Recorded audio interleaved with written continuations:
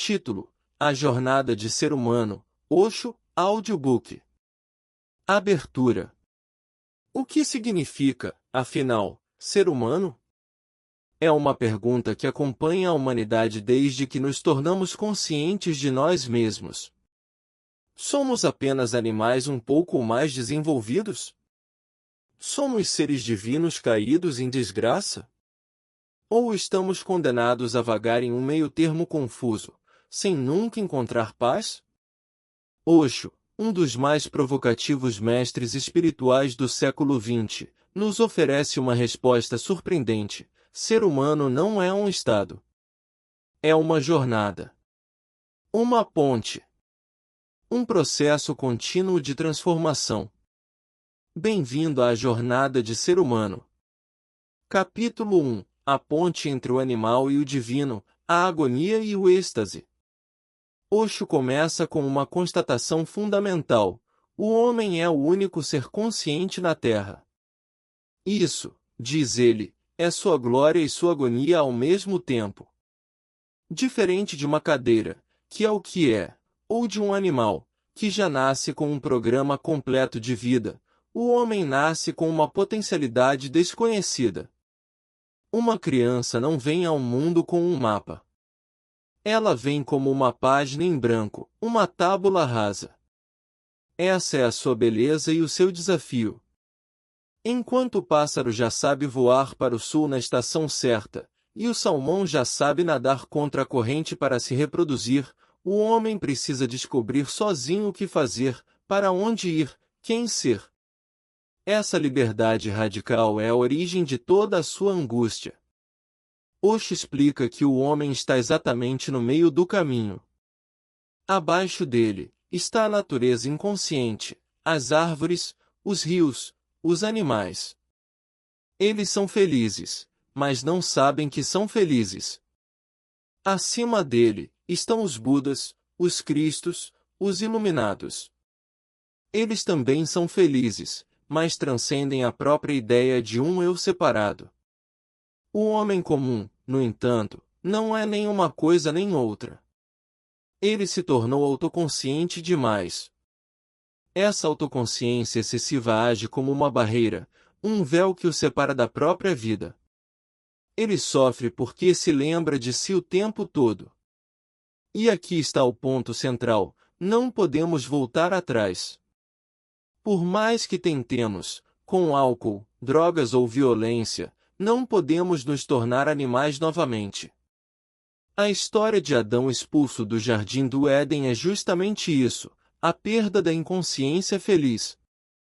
Não há marcha ré no tempo.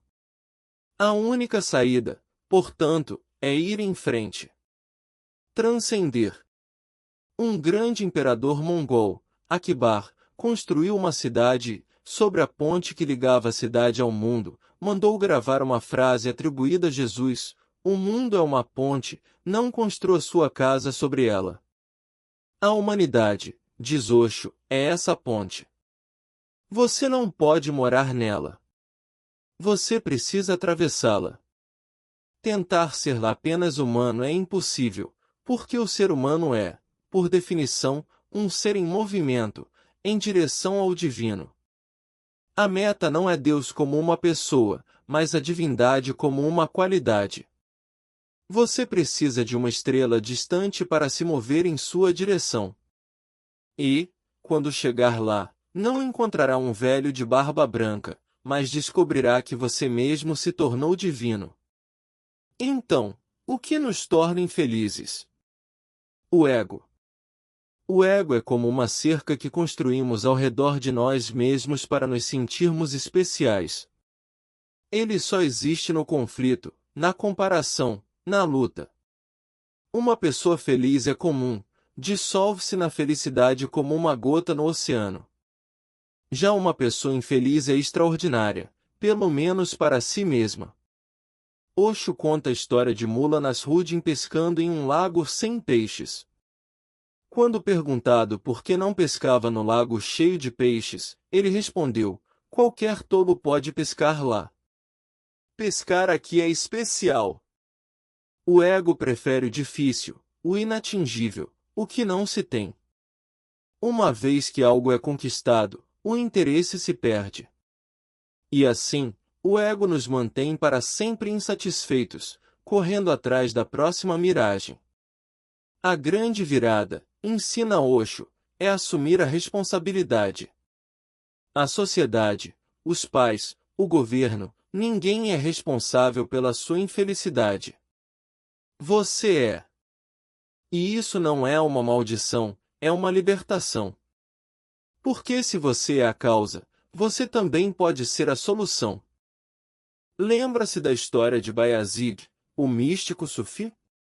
Todas as manhãs, ao acordar, ele fazia uma escolha simples. Deus lhe perguntava: Bayazid, você quer ser feliz ou infeliz? E ele respondia: quero ser feliz. E pronto. O segredo está na escolha. Experimente amanhã de manhã. Antes de fazer qualquer coisa, decida. E depois, mantenha-se fiel à sua decisão, aconteça o que acontecer. Capítulo 2.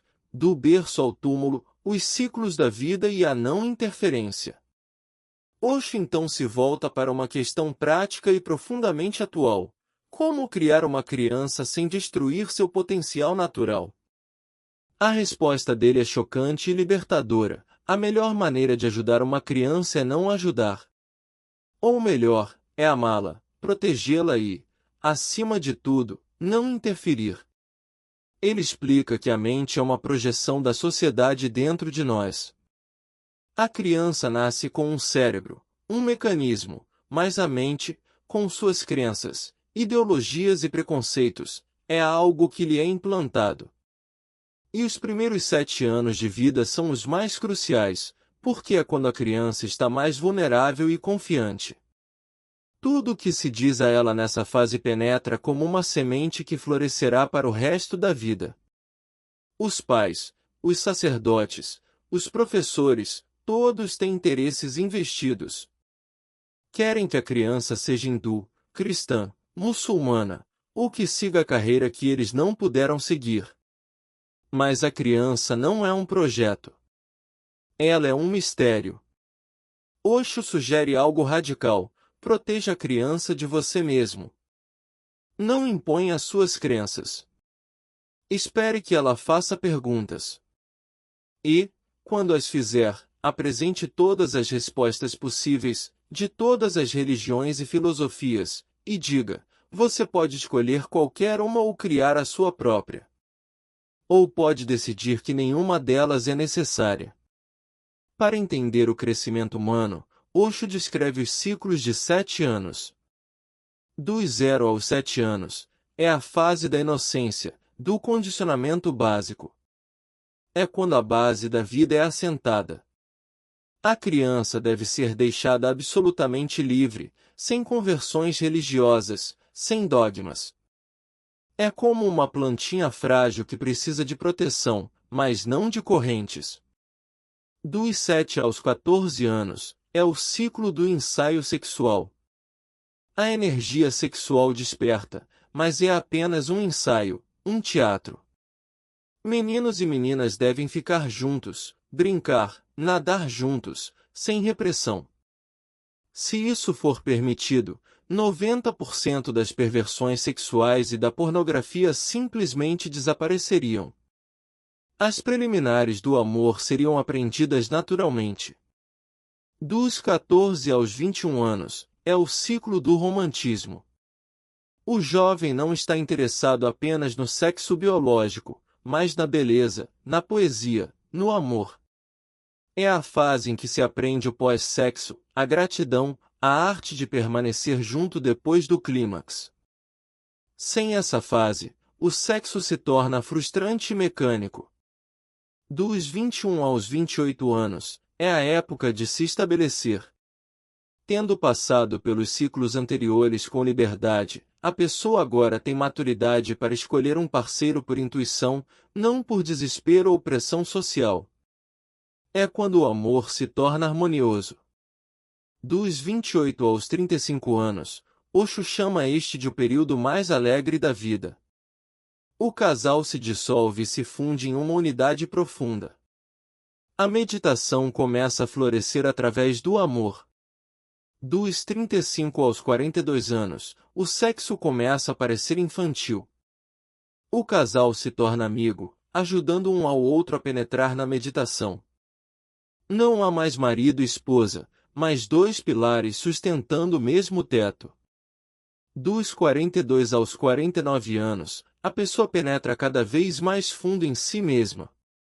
A solitude torna-se o foco do ser.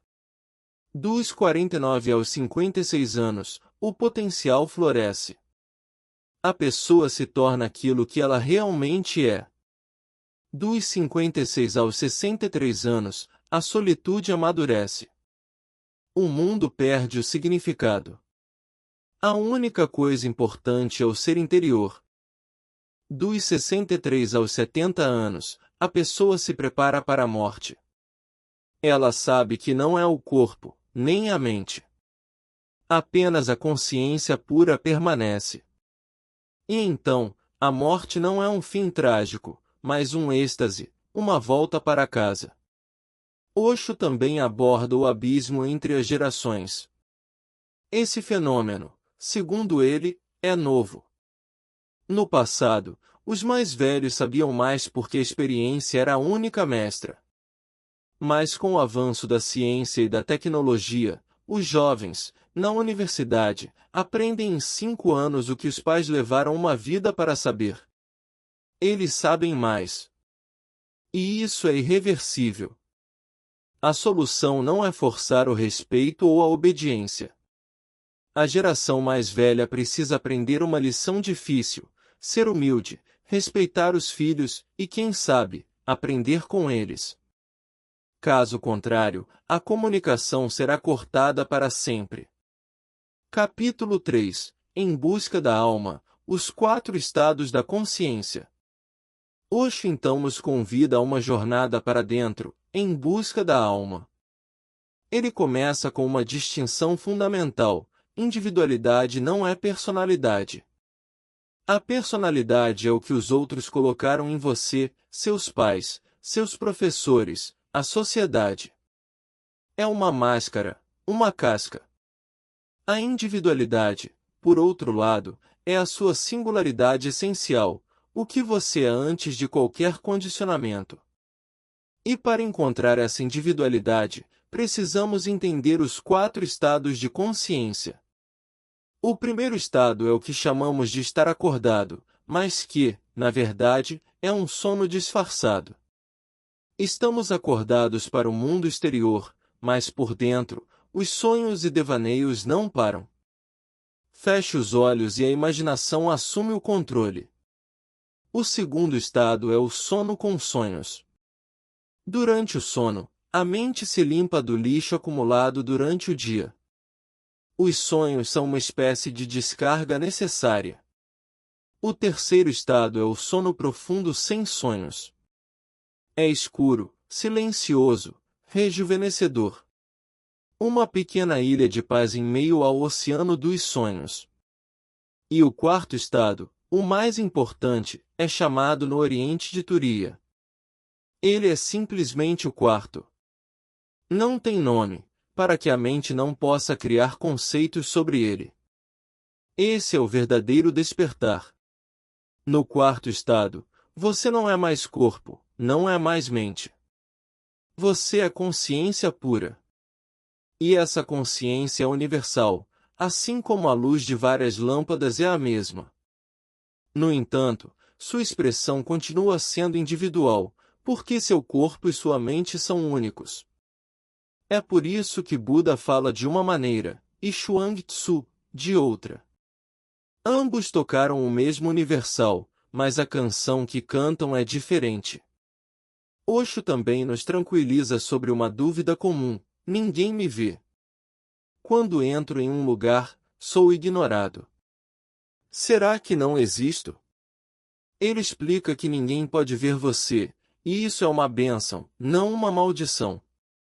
As pessoas só podem ver sua periferia, seu corpo, sua máscara. Sua interioridade, sua alma, é invisível. Se as pessoas pudessem vê-lo, você seria uma coisa, um objeto. A subjetividade é intocável, impenetrável. É isso que lhe confere dignidade e mistério. Portanto, não se preocupe em ser visto. Preocupe-se em ver a si mesmo. E para isso, é preciso deixar de lado o eu falso, o ego construído pelas opiniões alheias. Como diz Osho, jogue fora aquilo que você não tem, para que aquilo que você é possa se manifestar. Capítulo 4. Sofrendo em um sonho, a criação dos problemas. Por que sofremos tanto? Osho é implacável. Por que criamos problemas do nada? Ele conta a história de uma mulher hipocondríaca que, depois de morrer, deixou um testamento exigindo que em sua lápide fosse escrito: "Agora vocês acreditam que eu estava doente?" Até depois de morta, ela queria provar que era especial, que sua doença era extraordinária. As pessoas transformam montinhos de terra em montanhas. O ego não se satisfaz com problemas pequenos. Quer grandes dramas, grandes tragédias. Se a própria vida não oferece problemas suficientes, a pessoa se identifica com a nação, com a religião, com a humanidade. O que vai acontecer com o mundo? Pergunta ela, como se o mundo dependesse de sua preocupação. A verdade, ensina Osho, é que não há problemas reais. Há apenas energia mal direcionada. Se você dançasse mais, cantasse mais, vivesse mais intensamente o momento presente, a energia fluiria e os problemas se dissolveriam. A dança é especialmente importante. Quando você dança de verdade, o dançarino desaparece. Não há mais você separado da dança. Os limites do corpo se dissolvem. Você se funde com o cosmos. E nessa fusão, o ego não pode sobreviver. E o que fazer com o desejo de ser importante, de ser amado, de ser aceito como a pessoa mais incrível da Terra? Osho responde com uma inversão simples e poderosa: se você quer ser amado, ame. Se quer ser aceito, aceite. O que você dá ao mundo retorna para você. Mas o ego quer receber sem dar. Quer ser o centro sem colocar ninguém no centro. Isso é impossível. E é por isso que você se machuca. A saída é abandonar a corrida pela importância. Ser real, não importante. Uma flor não tenta ser mais importante que outra flor. Ela simplesmente desabrocha. E nesse desabrochar, ela é perfeita. A perfeição, diz Osho, não é a ausência de falhas. É a aceitação total do que se é, com todas as imperfeições. Deus, se existe, é imperfeito. Porque a perfeição é estática, é morte. A vida é imperfeita, e é por isso que ela pode crescer, mudar, dançar. Capítulo 5. Extraordinariamente comum, a profundidade do trivial. Chegamos ao capítulo que talvez seja o coração prático deste livro. Osho pergunta: é possível encontrar felicidade na vida cotidiana?